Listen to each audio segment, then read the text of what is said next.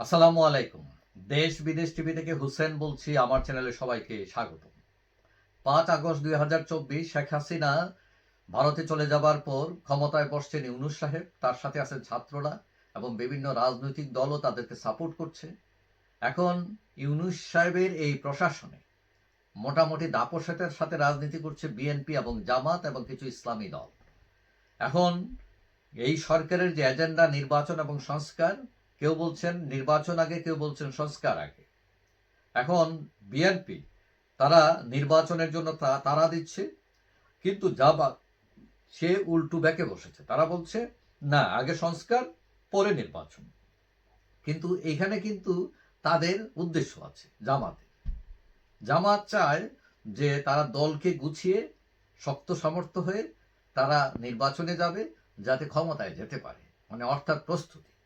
আর BNP মনে করছে যে মাঠ ফাঁকা, আওয়ামী লীগ নাই, এখন একটা গোল দিয়ে দিই। এখন যে জামাতে ইসলাম তারা এতদিন বলছে যে না, নির্বাচন এখন না, আগে সংস্কার। কিন্তু গতকাল আমরা দেখলাম রোববার যে তারাই নির্বাচনের এজেন্ডা উড়াইছে, বাতাসে পাল উড়াই দিছে সবাই আগে। কেমনে? গতকাল রোববার তারা নোয়াগার 5টি আসনের প্রার্থীর নাম ঘোষণা করে দিয়েছে এবং দিয়ে চমক তৈরি করেছে তারা। এখন বিএনপি নির্বাচন নিয়ে চিল্লাচিল্লি করতেছে, এখনো দল গুছাতে পারে নাই, চাঁদাবাজ সামলাতে পারে নাই, সব জায়গায় কমিটি করতে পারে নাই। সেখানে তলে তলে ভেতরে ভেতরে কাজ সেরে ফেলতেছে জামাত। তারা অলরেডি ফাইনাল করে ফেলছে যে তাদের যে নোয়াগার 6টি আসন আছে, 6টি আসনের মধ্যে 5টি আসনের প্রার্থী চূড়ান্ত করে ফেলছে এবং সেটা ডিক্লেয়ারও দিয়ে দিচ্ছে। এবং সেটা ডিক্লেয়ার হয়েছে কেন্দ্রীয় জামাতে ইসলামের যে সংসদীয় মনোনয়ন বোর্ড, তার থেকে সেই ডিক্লারেশন এসছে। এবং তারা বলছে যে নোয়াগা 3 ছাড়া বাকিগুলো চূড়ান্ত, এবং এই যে নোয়াগা 3 সেটাও তারা 2-1 দিনের বিরুদ্ধে চূড়ান্ত করবে।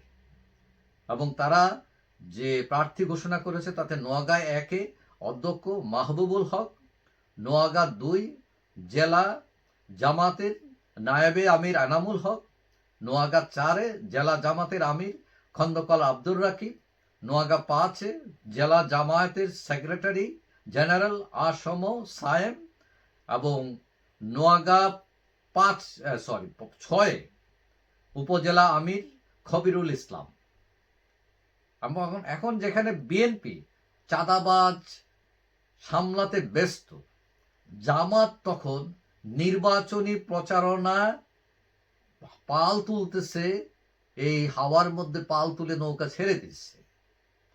অনেকেই মনে করছেন রাজনীতিতে তারা বিএনপির চেয়ে অনেক এগিয়ে এবং তারা অনেক গোছানো দল। তারা যদি ক্ষমতায় যেতে নাও পারে, তারা সাফল্য দেখাবে, এটা মোটামুটি নিশ্চিত। তারা প্রগ্রেস করবে এবং জামাত বাংলাদেশের রাজনীতিতে বড় একটি দল হিসাবে আবির্ভূত হবে, এবং এটা অনেকেই মনে করছেন। তবে আওয়ামী লীগ নির্বাচনে আসলে হিসাব নিকাশ অন্যরকম হতে পারে এবং হবে বলে কেউ কেউ মনে করেন, আমিও মনে করি। যাই হোক, সবাই ভালো থাকবেন। আশা করি দেখা হবে অন্য কোনো ভিডিওতে ইনশাআল্লাহ। আল্লাহ হাফেজ।